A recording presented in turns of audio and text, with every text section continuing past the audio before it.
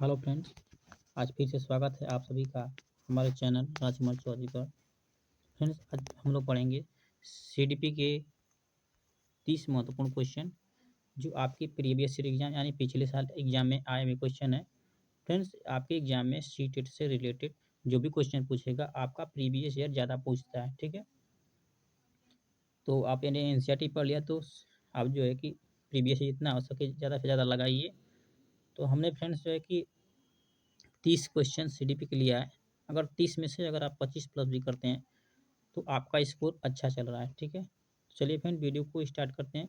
इससे पहले आपसे रिक्वेस्ट है कि अगर हमारे चैनल को सब्सक्राइब नहीं किया है तो आप सब्सक्राइब कर लीजिए, क्योंकि हमारे चैनल पर आपको सीटेट से रिलेटेड वीडियो मिलेगी। तो चलिए फ्रेंड, वीडियो को स्टार्ट करते हैं।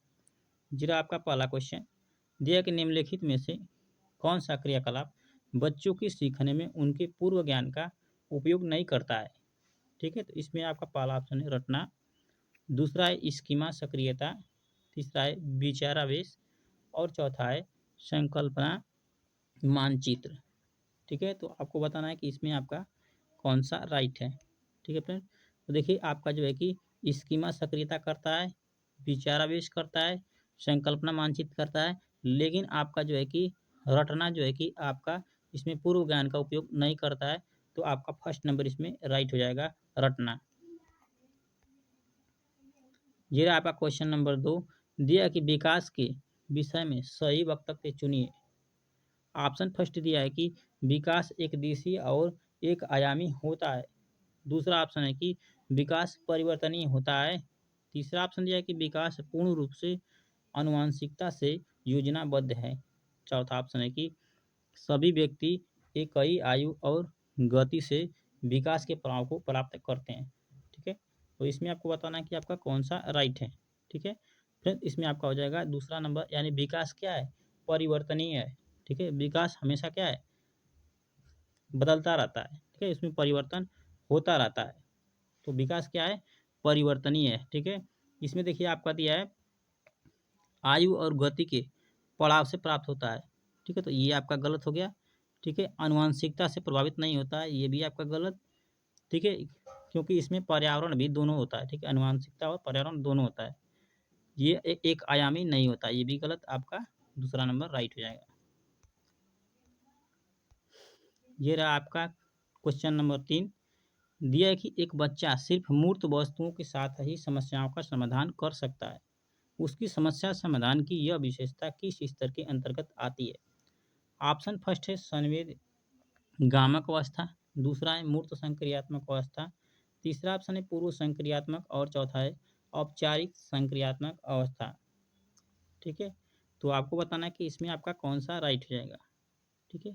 इसको फ्रेंड्स 2 कर लेंगे और इसको 3 कर लेंगे, इधर उधर होगा, ठीक है। तो इसमें आपका हो जाएगा मूर्त संक्रियात्मक अवस्था, दूसरा नंबर आपका राइट हो जाएगा, मूर्त संक्रियात्मक अवस्था। ये रहा आपका क्वेश्चन नंबर 4। दिया है कि कक्षा में सकारात्मक यानी उपकारी अधिगम माहौल निर्मित करने के लिए निम्न में से क्या मददगार रहेगा। ऑप्शन फर्स्ट दिया है कि सभी विद्यार्थियों को सहभागिता के समान अवसर देना, दूसरा ऑप्शन है योग्यता आधारित अटल समूह बनाना, तीसरा ऑप्शन है कक्षा में केवल उपलब्धि हासिल करने वाले बच्चों पर ध्यान देना, और चौथा ऑप्शन है कि विद्यार्थियों को किसी भी तरीके से उच्च अंक प्राप्त करने के लिए उत्तेजित करना, ठीक है। तो आपको बताना है कि इसमें आपका कौन सा सही है। तो इसमें देखिए आपका हो जाएगा पहला वाला, यानी सभी विद्यार्थियों को सहभागिता के समान अवसर देना है, ठीक है। अटल समूह नहीं बनाना है, ठीक है। यहाँ पर जो है कि उच्च उपलब्धि हासिल करने पर बच्चों पर ध्यान देना, ये भी आपको नहीं करना है, और आप जो को अंक प्राप्त करना, ये भी आपका गलत है, ठीक है। तो आपका सही हो जाएगा 1 नंबर, यानी सभी विद्यार्थियों को सहभागिता के समान अवसर देना है। ये रहा आपका क्वेश्चन नंबर 5। दिया है कि निम्नलिखित में से कौन सा मानदंड निर्देशित आकलन है। आपका पहला ऑप्शन दिया है कि अधिगम के निम्नतर स्तर को मानक निर्धारित करने वाला परीक्षण, दूसरा ऑप्शन है कि सतत मकता को आकलन आधार मानने वाला परीक्षण, तीसरा ऑप्शन है कि जेड स्कोर को आकलन आधार मानने वाला परीक्षण, और चौथा ऑप्शन है कि वह परीक्षण जो विद्यार्थियों को क्रम प्रदान करे। ठीक है, तो आपको इसमें बताना है कि आपका कौन सा राइट हो जाएगा। ठीक है, तो आपका फ्रेंड्स हो जाएगा 4 नंबर, यानी कि वो परीक्षण जो विद्यार्थी को क्रम प्रदान करे। ठीक है, आपका चौथा नंबर इसमें आपका राइट ऑप्शन हो जाएगा। ये रहा आपका क्वेश्चन नंबर 6। ठीक है, ये दिया है कि किस चीज़ के विषय में नूतन तथा असाधारण रूप से सोचना और समस्या के निदान के लिए अनोखे समाधान ढूंढने की क्षमता क्या कहलाती है। ऑप्शन फर्स्ट दिया है कि आवेगशीलता, दूसरा ऑप्शन है अतिक्रियाशीलता, तीसरा है परिवर्तनीयता और चौथा है सृजनात्मकता। ठीक है, तो देखिए इसका जो आपका हो जाएगा सृजनात्मकता। ठीक है, सृजनात्मकता में आपका समस्या ढूंढने की क्षमता होती है, तो आपका हो जाएगा चौथा वाला राइट। ये रहा आपका अगला क्वेश्चन नंबर 7। दिया कि किसी समस्या के समाधान तक पहुंचने के लिए मिलती जुलती समस्याओं को उद्धृत करना क्या कहलाता है। ऑप्शन फर्स्ट दिया है अनुरूपता, दूसरा है स्मृति सहायक विधियां, तीसरा ऑप्शन है निगमन और चौथा है साध्य लक्ष्य विश्लेषण। ठीक है, तो आपको इसमें देखिए क्या हो जाएगा, ये हो जाएगा आपका अनुरूपता। तो क्वेश्चन नंबर 7 का आपका राइट आंसर हो जाएगा अनुरूपता, फर्स्ट नंबर आपका राइट हो जाएगा।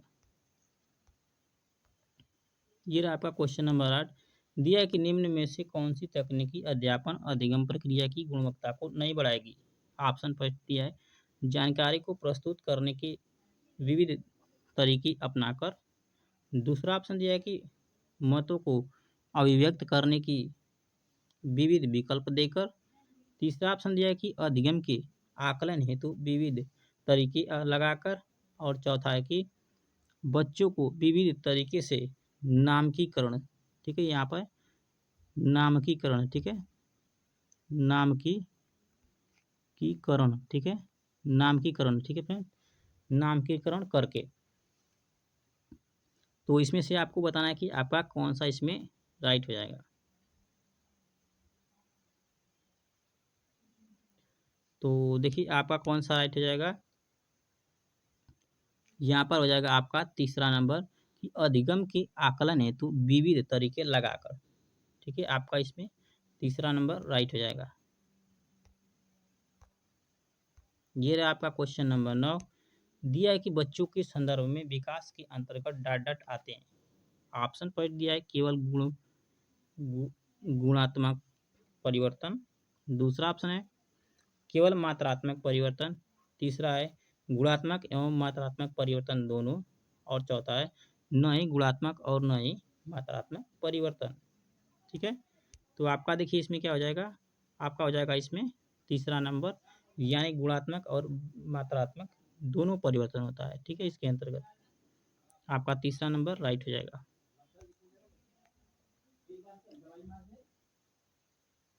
ये रहा आपका अगला क्वेश्चन। दिया है कि इनमें से कौन सी उपअवस्था लॉरेंस कोलवर्ग के नैतिक विकास के पारंपरिक अवस्था के अंतर्गत आती है। ऑप्शन फर्स्ट दिया है कि अनुदेशन उद्देश्य एवं आदान प्रदान। ठीक है, इसमें दो बार हो गया है। दूसरा आपका दिया है कि अनुबंधन नैतिकता एवं अधिकार व कानून, तीसरा ऑप्शन है सार्वभौमिक नैतिक सिद्धांत, और चौथा है सामाजिक सरोकार और आत्मबोध। ठीक है, तो आपको इसमें बताना है कि आपका कौन सा राइट है। यहाँ पर और दो बार हो गया है तो एक बार काट देना है। ठीक है, इसमें आपको देखिए हो जाएगा आपका चौथा नंबर सामाजिक सरोकार और आत्मबोध। ठीक है, अगर आपने फ्रेंड्स कोलवर्स के नैतिक सिद्धांत को नहीं पढ़े होंगे तो सभी के जो है कि तीन तीन स्टेज है, और तीनों के जो है कि दो दो स्तर हैं। आपको जाकर जो है कि हमारे जो है कि एनसीईआरटी क्लास को देख लेना है। ठीक है, देखने के बाद आपको अच्छी तरह से पता चल जाएगा। तो आपका चौथा नंबर राइट हो जाएगा इसमें। ये रहा आपका क्वेश्चन नंबर 11। दिया है कि गार्डनर के बहुबुद्धि सिद्धांत के अनुसार इनमें से कौन सी बुद्धि जटिल आंतरिक भावनाओं को पहचानने और उनका प्रयोग करके अपने आचरण को दिशा देने की योग्यता से संबंधित है। ऑप्शन फर्स्ट दिया है अंतर वैयक्तिक बुद्धि, दूसरा ऑप्शन है भाषा भाषात्मक बुद्धि, तीसरा है अंतःवैयक्तिक बुद्धि और चौथा है प्राकृतिक बुद्धि। ठीक है, तो देखिए आपका इसमें हो जाएगा आपका ये अंतःवैयक्तिक बुद्धि। ठीक है, आपका दूसरा नंबर, इसको 2 कर लेंगे, इसको 3 कर लेंगे। ठीक है, तो आपका तीसरा नंबर इसमें अंतर्वैयक्तिक बुद्धि हो जाएगा आपका। ठीक है, अंतर्वैयक्तिक आपका राइट हो जाएगा, ये याद रखना है। ये रहा आपका क्वेश्चन नंबर 12। दिया है कि निम्न में से कौन सी विधि अधिगम के लिए आकलन हेतु उपयुक्त है। ऑप्शन फर्स्ट दिया है सिर्फ साल के अंत में परीक्षाएं। दूसरा ऑप्शन है कि मानकीकृत परीक्षण है। ठीक है, तीसरा आपका ऑप्शन दिया है कि बच्चों की संप्रत्यय बुद्धि का नियमित प्रलेखीकरण। और चौथा है केवल प्रत्यास्मरण पर आधारित प्रश्नोत्तरी। ठीक है, तो आपको बताना है कि इसमें आपका कौन सा राइट है। तो इसमें हो जाएगा फ्रेंड्स आपका बच्चों के संप्रत्यय बुद्धि का नियमित प्रतिलेखन। ठीक है, आपका तीसरा नंबर इसमें राइट हो जाएगा।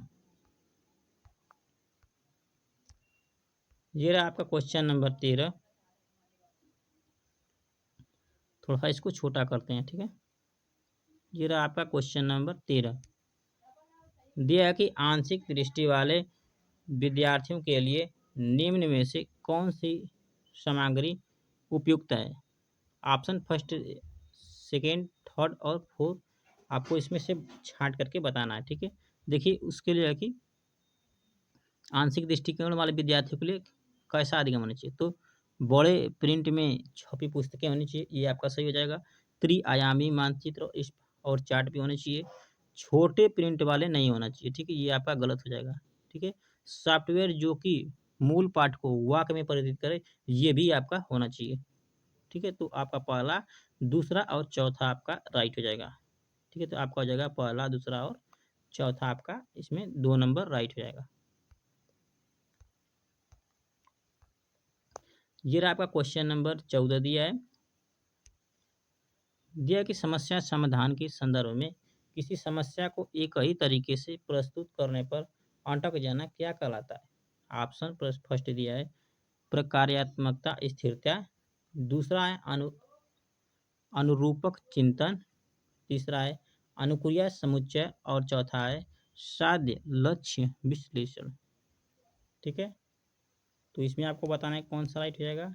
तो फ्रेंड्स इसको हो जाएगा आपका अनुक्रिया समुच्चय। ठीक है, आपका तीसरा नंबर आपका राइट हो जाएगा अनुक्रिया समुच्चय।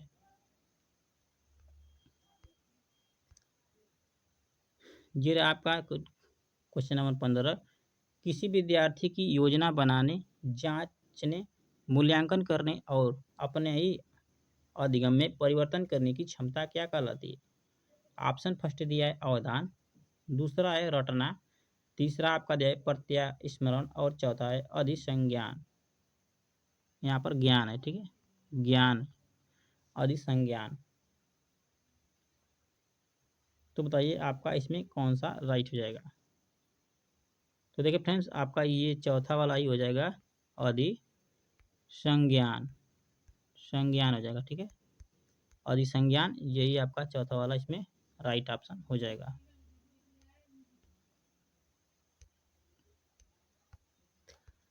ये रहा आपका क्वेश्चन नंबर 16। दिया कि अनीता ने रश्मि का कलम ले लिया और प्रतिशोध में रश्मि ने अनीता का भोजन खा लिया। पूजा यह सब देख रही थी कि किंतु उसने अध्यापिका को सूचित नहीं किया क्योंकि दोनों ने एक दूसरे से बदला ले लिया। लॉरेंस कोहलबर्ग के अनुसार पूजा नैतिक विकास की कौन सी अवस्था पर है। ठीक है, ऑप्शन फर्स्ट दिया है अच्छा लड़का अच्छा लड़की उन्मुखीकरण। दूसरा है दंड और आज्ञा पालन उन्मुखीकरण। तीसरा है सामाजिक व्यवस्था बनाए रखने का उन्मुखीकरण और चौथा है यांत्रिक उद्देश्य उन्मुखीकरण। ठीक है, तो इसमें आपको बताना है कौन सा राइट है। तो इसमें फ्रेंड्स हो जाएगा आपका 4 नंबर, यानी यांत्रिक उद्देश्य उन्मुखीकरण। इसको कहते हैं हम लोग जैसी की तैसी अवस्था के अंतर्गत ये आता है। ठीक,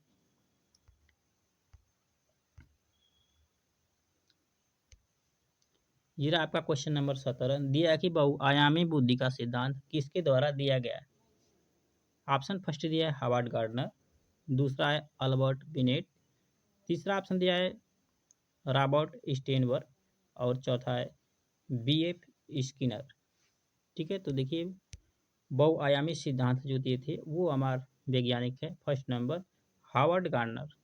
ठीक है, ये दिए थे बहुबुद्धि सिद्धांत।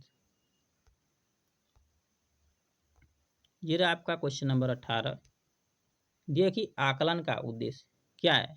ऑप्शन फर्स्ट दिया है कि बच्चों को भययुक्त परिवेश में अध्ययन करने, दूसरा ऑप्शन है कि बच्चों को धीमी गति से सीखने वाले, तीसरा ऑप्शन है कि अधिगम पर विश्वसनीय प्रतिपुष्टि देना और चौथा है कि कक्षा में प्रतियोगिताओं को प्रोत्साहित करना एवं समस्यात्मक रूपों में चिन्हित करना।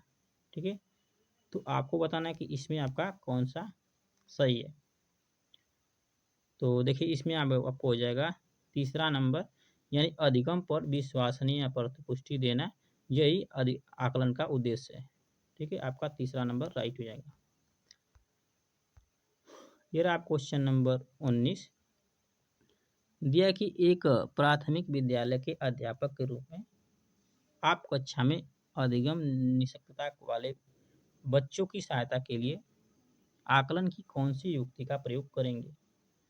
ऑप्शन फर्स्ट दिया है कि अधिक से अधिक लेखन कार्य वाले परीक्षण पत्र बनाएंगे, दूसरा ऑप्शन है कि प्रदत्त कार्यों का मूल्यांकन करने के लिए लिखावट को एक मानदंड मानेंगे, तीसरा ऑप्शन दिया कि प्रदत्त कार्यों के मूल्यांकन में वर्तनी को महत्व नहीं देंगे और चौथा है लेखन कार्य का समय घटा देंगे। ठीक है, तो देखिए आपका इसमें कौन सा आपका राइट हो जाएगा। तो इसमें हो जाएगा फ्रेंड्स आपका राइट तीसरा नंबर, यानी प्रदत्त कार्यों के मूल्यांकन में वर्तनी को महत्व नहीं देंगे। ठीक है, इसमें उसकी गलतियों पर ध्यान नहीं देना है बालक के, तो आपका तीसरा नंबर इसमें राइट हो जाएगा। ये आपका क्वेश्चन नंबर 20, दिया कि मीरा विद्यालय के बाद गिटार का अभ्यास करती है, वह इस कार्य से प्रेम करती है और यह उसे संतुष्टि देता है, यह क्या दर्शाता है। ऑप्शन फर्स्ट दिया है वाह्य प्रेरणा, दूसरा है अभावजन्य आवश्यकता, तीसरा है आंतरिक प्रेरणा और चौथा है शारीरिक आवश्यकता। ठीक है, तो देखिए ये हो जाएगा आपका तीसरा नंबर, यानी आंतरिक अभिप्रेरणा। ठीक है, आपका तीसरा नंबर राइट हो जाएगा। ये रहा आपका क्वेश्चन नंबर 21, दिया गया कक्षा 3 की पाठ्य पुस्तक में कार्टून और कहानियों का उपयोग किया गया है, इससे ऑप्शन फर्स्ट दिया है कि बच्चों के मन में अनावश्यक भ्रांति उत्पन्न होगी, दूसरा ऑप्शन दिया है कि बच्चों में सीखने के प्रति बोरियत व अरुचि को बढ़ावा मिलेगा, तीसरा ऑप्शन है विद्यार्थियों का ध्यान अधिगम और अवधारणाओं को सीखने से भटक जाएगा, चौथा ऑप्शन है कि विषय वस्तु को बच्चों के लिए रोचक और अपने से जुड़ी लगने वाली बनाया जा सकता है। ठीक है, तो इसमें आपको बताना है कि कौन सा आपका सही हो जाएगा। तो देखिए आपका फ्रेंड्स इसमें हो जाएगा चौथा नंबर, यानी विषय वस्तु को बच्चों के लिए रोचक और अपने से जुड़ी लगने वाली बनाया जा सकता है। ठीक है, तो आपका 4 नंबर इसमें राइट हो जाएगा।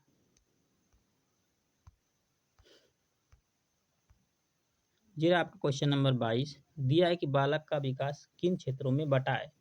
ऑप्शन फर्स्ट दिया है गामक, मनोवैज्ञानिक, संवेदात्मक और सामाजिक, दूसरा ऑप्शन दिया है शारीरिक, संज्ञानात्मक, आध्यात्मिक और संवेदनात्मक, तीसरा है शारीरिक, संज्ञानात्मक, गामक और सामाजिक, चौथा है मनोवैज्ञानिक, शारीरिक, सामाजिक और संवेदनात्मक। ठीक है, तो आपका इसमें देखिए कौन सा राइट हो जाएगा। तो देखिए कितने क्षेत्रों में बटा है, आपका हो जाएगा तीसरा नंबर राइट, यानी कि शारीरिक, संवेगात्मक, गामक और सामाजिक। ठीक है, तीसरा नंबर इसमें राइट हो जाएगा। ये रहा आपका क्वेश्चन नंबर 23, देखिए लॉरेंस कोहलवर्ग के सिद्धांत में नैतिक तर्कणा के किस चरण पर छात्र मान लेते हैं कि प्रत्येक व्यक्ति के लिए नियम एक समान प्रकार से लागू किए जाने चाहिए और प्रत्येक व्यक्ति का निजी कर्तव्य है कि वे इसका पालन करें। ऑप्शन फर्स्ट दिए कि इसमें आपका एक नंबर ऑप्शन दिया है कि अच्छा लड़का, अच्छी लड़की अभिविन्यास। दूसरा है यंत्रीय प्रयोजन अभिविन्यास। तीसरा है दंड और आज्ञा पालन अभिविन्यास। और चौथा है सामाजिक क्रम को बनाए रखने का अभिविन्यास। ठीक है, तो आपको बताना है कि इसमें आपका कौन सा राइट हो जाएगा। तो देखिए आपका राइट हो जाएगा फ्रेंड्स इसमें 4 नंबर, यानी सामाजिक क्रम को बनाए रखने का अभिविन्यास। तो इसमें आपका चौथा नंबर राइट हो जाएगा।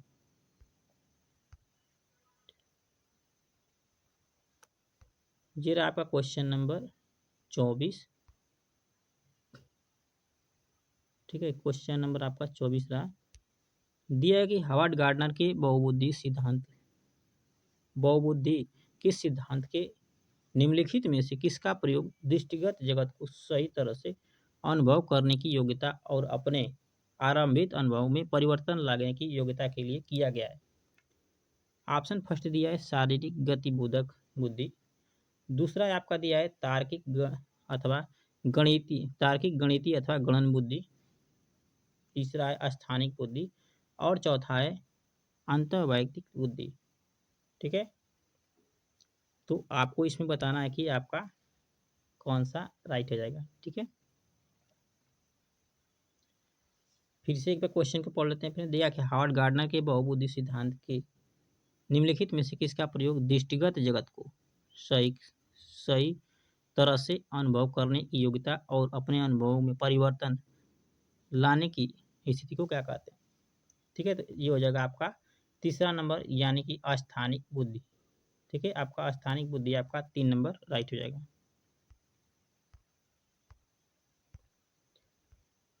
ये रहा आपका क्वेश्चन नंबर 25। दिया है कि राशि ने बच्चों की अवधारणाओं के प्रति समझ का आकलन करने के लिए एक नई विधि का प्रयोग किया। उसने बच्चों से कहा कि वे एक उत्तर के लिए जितना संभव हो अधिक से अधिक प्रश्न बनाएं। शिक्षण अधिगम का यह उपागम देरा ऑप्शन फर्स्ट दिया है कि बाल केंद्रित है। दूसरा ऑप्शन दिया है कि उपदेशात्मक है।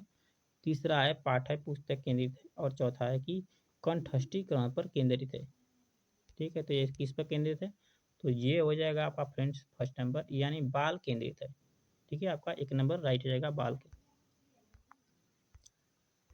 ये रहा आपका क्वेश्चन नंबर 26। दिया है कि वह छात्र जिन्हें पठन वैकल्पिक है उन्हें मुख्यतः किस में दिक्कत आती है।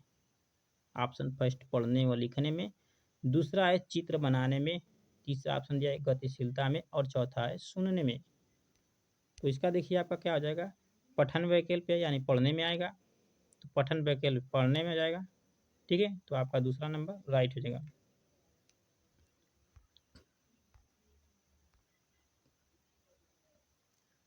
ये रहा आपका 27 नंबर क्वेश्चन। दिया कि राष्ट्रीय शिक्षा नीति 2020 सुझाती है कक्षा अधिगम को पाठ्य पुस्तकों तक सीमित करने के बजाय अधिगम और शिक्षा। ऑप्शन फर्स्ट दिया है कि तथ्यों और ज्ञान की कंठस्थीकरण पर आधारित होना चाहिए। ऑप्शन दूसरा दिया है कि अधिगम प्रत्येक 3 माह के बाद विद्यार्थियों की विषय वस्तु को बढ़ा देना चाहिए। ऑप्शन तीसरा दिया है कि खोजबीन और समालोचनात्मक चिंतन के विकास पर केंद्रित होना चाहिए। और चौथा दिया है कि परीक्षाओं के लिए सीखने पर केंद्रित होना चाहिए। ठीक है, तो बताइए आपके अनुसार इसमें कौन सा सही होगा। देखिए हमारे ये आपका हो जाएगा तीसरा नंबर राइट। ठीक है, खोजबीन और समालोचनात्मक चिंतन के विकास पर केंद्रित होना चाहिए, आपका तीसरा नंबर राइट हो जाएगा। ये रहा आपका क्वेश्चन नंबर 28। दिया है कि एक अध्यापिका चाहती है कि उसके विद्यार्थी आंतरिक रूप से अभिप्रेरित रहें, उसे क्या करना चाहिए। ऑप्शन फर्स्ट दिया है कि उसे कक्षा में प्रतियोगिताओं को प्रोत्साहित करना चाहिए और बच्चों में तुलना करनी चाहिए। ऑप्शन 2 दिया है कि बच्चों में डर और चिंता पैदा करनी चाहिए। तीसरा है कि भौतिक पुरस्कार देना चाहिए। और चौथा है बच्चों में जिज्ञासा प्रोत्साहित करनी चाहिए और सीखने के लिए आनंद को अभिप्रेरित करना चाहिए। ठीक है, तो देखिए फ्रेंड्स यही आपका चौथा नंबर राइट हो जाएगा। ठीक है, कि बच्चों में जिज्ञासा प्रोत्साहित करनी चाहिए और सीखने के आनंद को अभिप्रेत करना चाहिए। आपका 4 नंबर इसमें राइट हो जाएगा। ये रहा आपका क्वेश्चन नंबर 29। दिया कि एक बालिका कूदना सीखने से पहले चलना और उछलना सीखती है, यह विकास के किस सिद्धांत को दर्शाता है? ऑप्शन फर्स्ट दिया है कि विकास के सभी आयाम पारंपरिक रूप से संबंधित है। ऑप्शन दूसरा दिया है कि विकास पूर्व अनुमानित प्रतिमानों का अनुसरण करता है। तीसरा ऑप्शन है विकास की प्राकृतिक सतनामी नहीं है। और चौथा है कि परिपक्वता और अनुभव दोनों विकास को प्रभावित करते हैं। ठीक है, तो आपका देखिए इसमें आपका कौन सा राइट हो जाएगा? तो विकास जो है कि पूर्व अनुमान के प्रतिमानों का अनुसरण करता है। ठीक है, तो आपका इसमें दूसरा नंबर राइट हो जाएगा। विकास पूर्व अनुमानित प्रतिमानों का अनुसरण करता है, 2 नंबर आपका राइट हो जाएगा इसमें। ठीक है फ्रेंड्स, तो 30 नंबर क्वेश्चन हमने जो है कि छूट गया है, लगता है कि लेने में। ठीक है, 29 क्वेश्चन ही हो पाया है। 30 क्वेश्चन लिए थे पर लगता है PDF को कन्वर्ट करने में फ्रेंड्स एक छूट गया है। ठीक है, तो 29 में से ही आपको बताना है कितना आपका सही हुआ। ठीक है, चलिए वीडियो को स्टॉप करते हैं। मिलेंगे जल्द ही नेक्स्ट वीडियो में, तब तक के लिए धन्यवाद।